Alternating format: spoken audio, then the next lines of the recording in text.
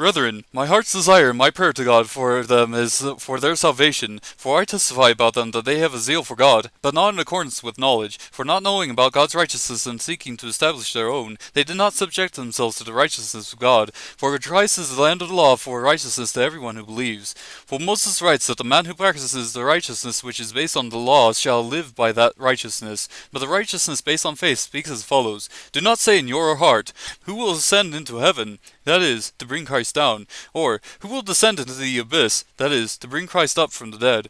But what does it say? The word is near you, in your mouth and in your heart.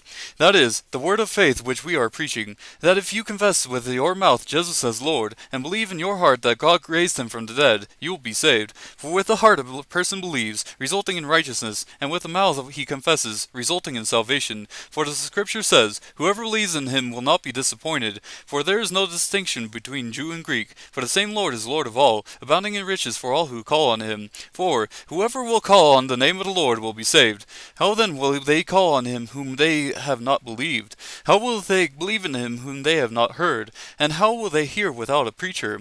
How will they preach unless they are sent? Just as it is written, How beautiful are the feet of those who bring good news of good things.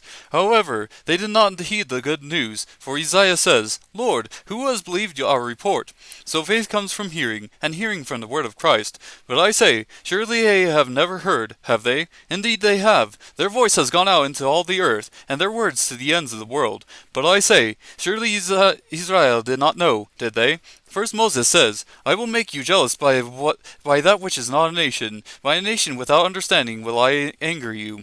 And Isaiah is very bold and says, I was found by those who did not seek me. I became manifest to those who did not ask for me.